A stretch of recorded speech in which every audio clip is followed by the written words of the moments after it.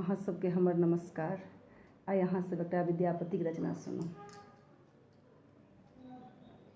उठू उठू सुन्दरी जाइ छी विदेश, जाइ छी विदेश, सपना रूप नहीं भेटत उदेश, सपना रूप नहीं भेटत उदेश।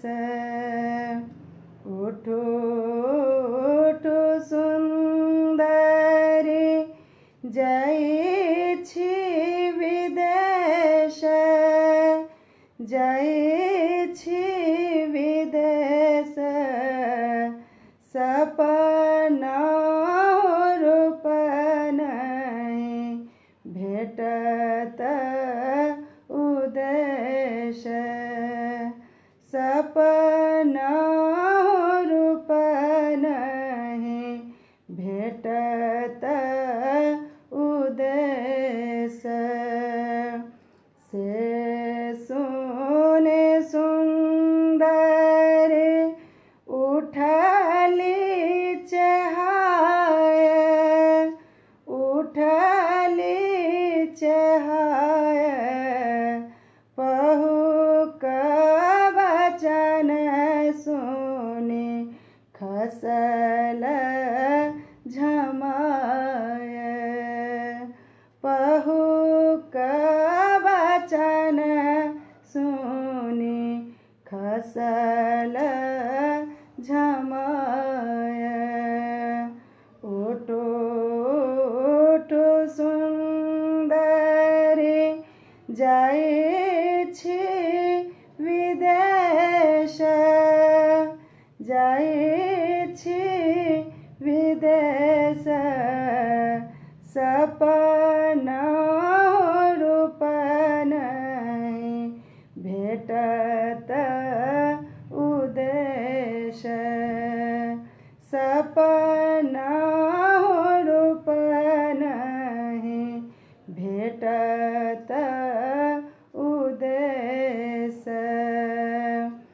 उठैत उठली बैसली मन मारी, बैसली मन मारी, विरह कमातल खसल हिया हारी, विरह कमातल खसल हिया हारी। उठू उठू सुन्दरी जाइ छी विदेश, जाइ छी विदेश, सपना रूप नहीं भेटत उदेश, सपना रूप नहीं भेटत उदेश। एक हाथ उपटन, एक हाथ तेल, एक हाथ तेल, पिया के मनमोहन सुन्दरी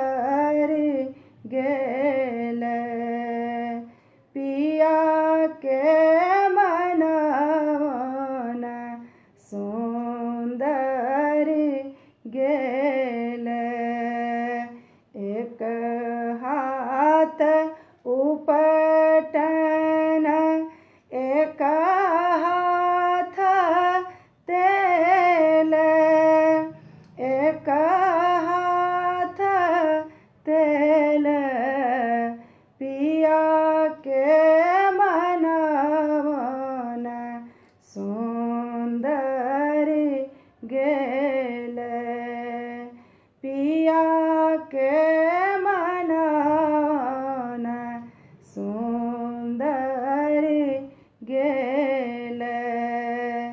उठो उठो सुंदरी जाइ छी विदेश, जाइ छी विदेश। सपना रूप नहीं भेटत उदेश। सपना रूप नहीं भेटत उदेश। भनहि विद्यापति सुनहु ब्रज नारी, सुनहु ब्रज नारी। धैर्य धैर्य भेटत मुरारी।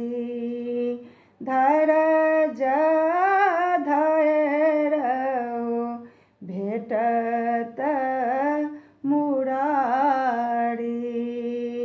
उठो उठो सुंदरी जाइ छी विदेश, जाइ छी विदेश।